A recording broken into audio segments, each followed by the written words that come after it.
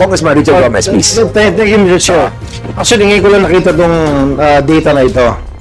But initial, ang aking impression dito, Mr. Chair, there is a big possibility that during the time of 2008 and between 2008 and 2015, baka hindi intensified ang rate sa case ng mga drugs. Because in 2016, when the President Duterte sat, there was a strict order na magkaroon ng fight against drugs. So na-intensify yung laban sa drugs. Kaya maraming nare-report ng mga cases. Kaya tumaas ito. Validate natin itong nakita natin report sa kanila. Ako, I was really also, shock, no? Sabi ko, bakit? From 2004, 6.7 million drug users, biglang bumaba siya, naging 1.7. Nagkaalaman na. Data report ni Dan Fernandez na hindi pala validated na booking ni Congressman Richard Gomez. Pero bago ang lahat, maaari kayong mag-subscribe para maging updated sa mga issue at bagong mga balita. Panibagong script hearing na naman nga ang isinagawa ng House of Representatives laban sa AGK ng dating Pangulo. Dan Fernandez, halos mahisa ka ba ng mabuking ni Congressman Richard Gomez na ang data report na hawak nito ay hindi pala validated? Narito ang buong detalye. DG, the PNP, NAPOLCOM, IAS, they have to look into these cases, no? And Mr. Chair, Congressman Richard Gomez, please. if I may say, yung karamihan sa mga administrative cases ng mga polis, ang nagpa-file nun yung mismo mga drug pusher, mga drug lord. Kasi na-istorbo yung business nila eh. Yeah. In line of their duty habang ginagawa na yung trabaho nila. So yun, pag tinignan talaga yung mga court cases, marami nagpa-file yung kalaban pa ng polis. Siyempre, ang kalaban ng polis are the drug pushers. At the problem, wala silang Ang problema ng mga polis, wala silang laban sa kaso. mahalang abogado. More than that, most of the time, retired na sila, ongoing pa rin yung kaso nila. Ito, in his case, ano siya dismiss ka, no? Once gato yan, di ba? Once na meron na nakapile na kaso, talagang hindi sila sumusweldo, di ba? O once na nag-file na ng kasos against them, tanggal na sila. Hindi pa. Suspended, preventive suspension. But wala na yung benepisyo nila. Wala na yung... Sige, Once the decision na becomes final ng secretary, sir, doon i-stop, sir, yung the po, sir, nila. At So, pag na-dismiss, sir, sila, forfeited, sir, din yung mga benefits po nila, sir. okay, so very short. Yung sumusweldo ka pa ba, ano? Wala ka na, di ba? Hindi na po, Your Honor. Hindi na, no? Okay. Yeah, Mr. Chair, yung decision will be decision of IAS, decision of NAPOLCOM. Kanino decision ba, Mr. Chair? General Pardo. Admins kasi, ano yan, IAS o kaya NAPOLCOM. Sir, ang mga kaso po kasi, sir, na na-file, sir, sa mga police, pwede pong ma-file yan, sir, sa NAPOLCOM, sa IAS, and PNP po, sir, exercise disciplinary authority over all PNP po. So, hindi ko, sir, alam kung saan yung final na kaso sa kanya. Mr. Chair, it doesn't matter where they file the case. The point is, what if NAPOLCOM decides? IAS decides or the administrative officers of the PNP decides. So, sino masusunod? Pag alimbawa, na-dismissan nyo, pwede bang i-appeal doon or sa inyo ba i-appeal? How does it work, Mr. Chair? Sir, the NAPOLCOM exercise original jurisdiction, sir. So, pag na-file, sir, sa kanila yung kaso, sir, they will be the one to hear the case and decide. So, hindi na po yan pupunta, sir, sa PNP. In the case, sir, among IAS, sir, they would recommendatory lang po sa kanila. Pag nag-file po yung mga citizens complaint po, sir, diretso po sa kanila yan, then their findings will be submitted to the PNP, and the chief PNP will be the one to study whether their recommendation suffice to meet the penalties. But after the PNP decides on the case, sir, they still have the right to file an MR, appeal, and so on and so forth, sir. I asked that, Mr. Chair, because as I looked at the report of IAS, for 2016 to 2022, June 30, 32,531 cases were dismissed. Demotion 64, dismissal from service 41, and reprimanded was 12. Because during the last budget hearing, I brought this up to the Philippine National Police. Because the budget of IAS, Mr. Chair, is attached under Philippine National Police. It should be separated from the Philippine National Police so that IAS will be able to decide on their case. Halimbawa, on the other side of the story, Mr. Chair, eto talaga, may ginawa police, may ginawang kalokohan, nakitaan ng ebidensya at saka dinismiss ng IAS. Ang problema kasi IAS must refer to the PNP chief. Yes. Kung papayag, kung bata ng PNP chief, hindi rin matanggal. So sayang yung effort ng taga-IAS. So I was thinking, Mr. Chair, if IAS will be able to help me, I know, Mr. Chair, na ang laki na hihingin, so that we will be able to separate their budget from the Philippine National Police, Mr. Chair. Okay, you need a reply for that? I want to reply from the IAS, Mr. Chair. Yes, please. And then we'll be proceeding po sa sa mga na-dismiss na mga officers of the PNP organization. Sige, go ahead. Yes, please. Unang-una po, Mr. Chair, salamat po kay Congressman Emano sa suporta po niya sa IAS. Tama po yung sinabi niya na siyempre po, maigi po kung magkaroon din po kami ng sarili naming pondo. Sapagkat para lang po mas malinaw po yung pag-ugnayan po ng IAS at saka ng NAPOLCOM.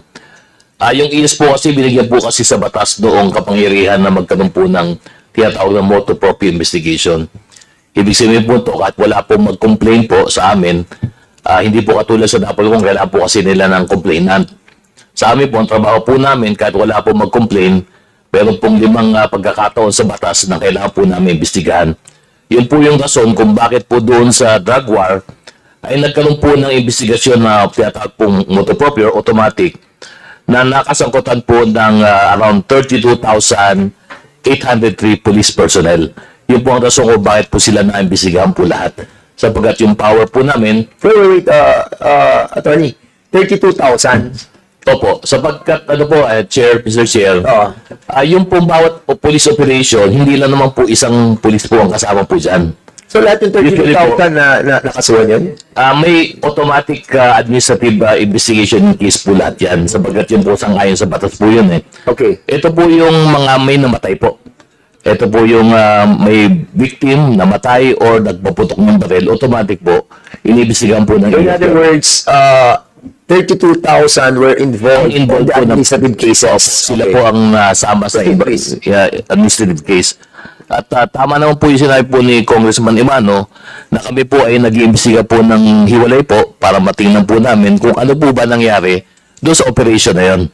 At tama naman po sinasabi ng mga ibang kasama ko po na sa PNP po na meron din po naman talaga na nasasabit po lamang sapagkat syempre po dahil po sa kaso nga po na hinaharap nila kailangan po silang maimbestigahan po at nahihirapan po yung mga kasama namin kuminsan na kumuha din po ng ng tulong po na legal sapagkat syempre po sa kahit po administrative case kailangan din po ng legal representation po sana. So yun din po, tama po yung kanilang paliwanag po at kami naman po sa IAS ay handa po kami tumulong sa opisina po ni Congressman Emano para po mabigyan po ng mas maganda pong paglilinaw yung aming pong mandato at pagsagawa ng aming mandato. Maraming salamat po, Mr. Chair. Mr. Chair, Congressman Goma, please. in addition to what Attorney Dulay said and to our colleague Congressman Emano, aside from being independent, I think what is more important here is that when they come up with a decision, dapat hindi na to dumadaan sa highest officer na agency. Correct? Kasi pag dumaan pa to sa highest officer na agency, pag bata niya imbestigahan doon, tapos na yun. Sayang talaga yung gagawin nila. So the decision will have to be independent as well. Okay. So proceed tayo muna doon sa mga sa mga natin na dismiss pa si Mr. Sunny Reyes. Mr. Sunny Reyes, ano pong position nyo? Patrolman. Patrolman po. So bakit po kayo na-dismiss? Mike po, Mike. Ginasuhan po ako ng Station 11 po. Ano nga pong ikinaso sa inyo? Bali, ang ano po, drugs tsaka baril po, tinanong po nila ako. Ano po? Drugs po, tsaka baril po. At kayo nag-shoulder nung lahat ng gasto sa kaso niyo. Opo. Ang totoo po niyan, sir, Your Honor, yung pangyari pong yun, yung meron pong nagpapanggap na polis po doon sa huling lamay po ng kapitbahay namin. Ngayon po, tinulungan ko lang po, tinignan ko po kung totoo po bang polis yun. Ngayon, nakaharap ko po, hindi po polis yun, kaya tulong-tulungan ng mga kapitbahay namin. Ngayon, nagpatawag po ako ng assistant na polis, at dumating po yung PO2 Bungato, tsaka yung PO1 Luminis. Over ko po sa kanila. At ang sabi sa akin po, sumunod daw po ako sa presinto para mapagsampa ng kaso. Pero pagdating po namin sa presinto sa Police Station 11 ng Quezon City, kami na po ang binaliktad, kinulong na po kami, na napag-alaman po namin na yung taong yun po, asset po ng Police Station 11 ng Galas, Quezon City po. Ang masakit po nga po niyan, pati po yung mga anak ko, dinamay po nila. 4 po kami nakulong na mag-ama. Na sinasabi nila yung acid daw pong yun, binaligtad kami, na hinold up po daw po namin dun sa aming lugar. Ginawan po nila ako ng senaryo. Okay, so, okay. So, nakulong po kayo nung 2016, 2017? Kailan po? 2017 po. 2017. Opo. Ha? Case was filed against you. Opo. Sino nag-file? Bali yung Station 11 po. Oh, yung police. Opo. Na sinasabi mo na Na tinaniman po nila ako. At okay. dinamay pa po yung mga anak ko. Pinakulong din po nila. Magkakasama po kami nakulong ng mga anak ko. Ilan ang anak mo na nakulong with you? Bali, 3 po. So, 4 kayo nakakulong. Opo. Sige na, kinasuhan naman po sila ng robbery hold up po. Tsaka yung kinaso sa And kanila. during all this time na nakakulong po kayo, with all this allegation that you have mentioned, lahat ng ginasos nyo sa kaso ay sagot po ninyo. Opo. Sige po. At, Pero po na-dismiss naman po lahat ng pinatong nila sa aking kaso. administrative. Failed po ako. Administrative po, dun po ako na-dismiss po. Okay. Alright. So, yung criminal, dismiss. Opo. Yung mga mahirap no? Na mga sitwasyon talaga that nakakaawa yung ating mga pulis na. For example, sabihin natin na hindi sila talaga involved. Tapos ginawa nila yung kanilang tungkulin. At nagkaroon ng ganitong polisiya na this was implemented and then it happened. So, wala silang biktima sila. So, wala silang perang tanggol sa sarili nila. Naapektuhan siya at ang pamilya niya, karir niya, reputasyon, dignidad. Yun ang nakakalungkot sa nangyari sa atin. But, yun nga. But Mr. Chair, if yes. I'm not mistaken, ang naalala ko sa regional level, meron silang legal officer. But the problem is, the numerous cases, hindi kayang i-handle ng legal office ng regional office yung cases ng mga police. I think what is important, I think what we need to do, Mr. Chair, is to augment funding, to augment yung lawyers sa legal office nila to handle cases para matulungan yung mga police. Problema ata, wala kayong gantong PNP, wala tayong budget for this ganto Wala Kanina tinatanong ko kayo kung merong pondo na ginagamit for this kind of cases that kapag na-filean sila, meron ba tayong nire-release? And even giving them legal manpower?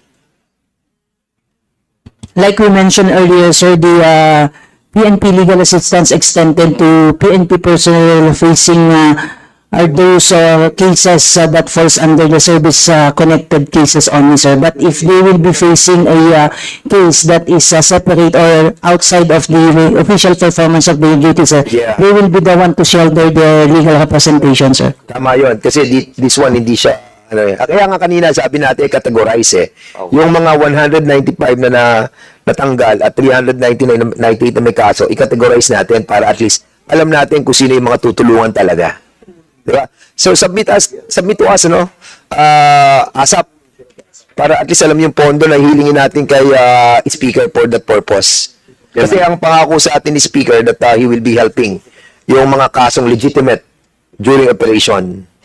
And even yung mga na-dismiss will be helping them. But, of course, kailangan legitimate at talagang biktima sila ng war on drugs as well. Sige, Congressman Caraps, and then we'll be proceeding doon sa dalawang victim pa at saka doon sa pamilya. Okay, Congressman Richard Gomez, please. Thank you, Mr. Chair. Actually, ngayon ko lang nakita tong data na ito. But initial, ang aking impression dito, Mr. Chair, there is a big possibility that during the time of 2008 and between 2008 and 2015, baka hindi intensified ang pag-raid sa case ng mga drugs. Because in 2016, when the President Duterte sat, there was a strict order na magkaroon ng fight against drugs. So, na-intensify yung laban sa drugs. Kaya maraming nare-report ng mga cases. Kaya tumaas ito. And that's the reason, if I remember right, Mr. Chair, I don't know if that was during the inaugural SONA ni President Duterte or one of his press conferences. Sinabi niya na the reason na gusto niyang gawin tong fight against drugs is because the Philippines is already becoming a narco state. Or parang sinabi niya, we are already in a state of narcotics. Parang it's something to that effect. That is why na-intensify yung fight against drugs. And that is kaya isusupport na ako yung sinabi ni General Fajardo na during the time na COP siya, hindi ko alam kung LC tayo nun na chairman, talagang yung mga police, inutusan talaga na mag-intensify sa laban sa drugs. And siguro that's the reason kung bakit mataas yung reporting ng year 2016 na umabot siya ng 4 million. Yes. Yun ang ating pong pag-uusapan sa next hearing, no? Yung sudden jump from 1.8 to 4 million. And at the same time, ano yung policy that was implemented from 2004 to 2008 until 2015? Kasi mababa po siya eh. 6.7 tapos naging 1.7 tapos naging 1.8 lang yung mga drug users. And then suddenly nag-jump. So yun po tayo sa next hearing. Mr. Chair, quick. Okay, Congressman Luis. May I just suggest that we invite the focal person of whoever conducted this survey? Yes, So, we will hear what parameters they considered in conducting and coming out with those figures. andito po siya sa PSRSD conducts nationwide household survey. We will be inviting this group. No, under din siya ng dangerous drugs eh. Yung survey na yon eh. I-ano natin, i-confirm natin tong validate natin tong nakita natin report sa kanila. Ako, I was really also shock, no? Sabi ko, bakit? From 2004, 6.7 million drug users, biglang bumaba siya, naging 1.7. Mr. Chair, Yes, Congressman Abante. drug users lang ba yan o drug pusher? Drug users. Ito maliwanag, Chairman Abante. The board has already conducted 2 nationwide surveys under the Public Act 9165 in 2004, which resulted with an estimated 6.7 million drug users, and in 2008, an estimated 1.7 million drug users, respectively, at the time those surveys were conducted. So, we need to invite them para malaman natin. Pero hindi pa kasama, Mr. Chair, yung drug pushers dyan. Drug users nakalagay. Drug users lang. Yes. So, para ma-expound natin yung survey na ginawa nila, we'll be inviting them over and bring all those surveys they use para makita natin ano rin ang ginamit nilang parameters, why a sudden drop. Yung mga millions From 2004 to 2008 eh. We need to find out. Mr. Chair, di ba yung Yes, Congressman Tito. di ba pusher user din? Hindi natin. Anyway, kung wala na po tayo, Chairman na Harap, before